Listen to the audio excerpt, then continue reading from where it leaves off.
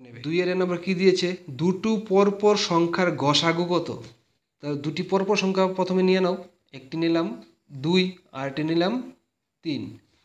তাহলে 2কে মৌলিক উৎপাদকে বিশ্লেষণ করলে কত হবে, 2 দিয়ে ভাগ যাবে, 2 ওকে 2। 3কে মৌলিক উৎপাদকে বিশ্লেষণ করলে 3 ওকে 3। সুতরাং 2 is equal to 2 into 1, 3 is equal to 3 into 1। সুতরাং নির্ণেয় গসাগু সমান সমান, দেখো এখানে কি কমন আছে, 1 কমন আছে, তাহলে কি হবে 1। তাহলে সুতরাং দুটি পরপর সংখ্যার গসাগু কি হবে 1। ঠিক আছে। বি নম্বর দিয়েছে দুটি পরপর যুগ্ম সংখ্যার গসাগু। তো দুটি পরপর যুগ্ম সংখ্যা প্রথমে নিয়ে নাও, একটি নিলাম 2 আর একটি নিলাম 4।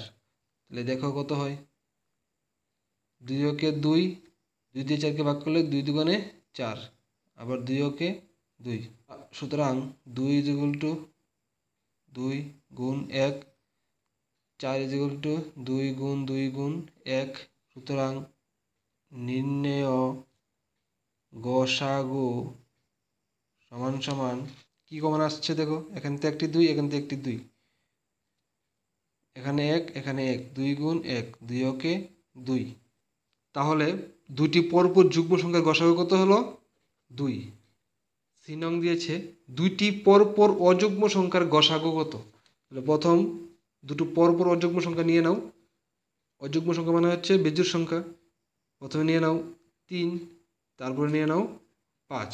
তাহলে 3কে মৌলিক উৎপাদক করলে কত হবে, 3 ওকে 3। 5কে মৌলিক উৎপাদকে করলে কত হবে, 5 ওকে 5।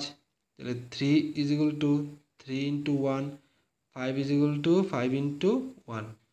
সুতরাং নির্ণয় গসাগু দেখো এখানে কি কমন আছে, 3 এখানে আছে, এখানে নেই, এখানে 1 আছে, এখানে 1 আছে, তাহলে এখানে কত বসবে 1। তাহলে দুটো পরপর অযুগ্ম সংখ্যার গসাগু কি হবে 1।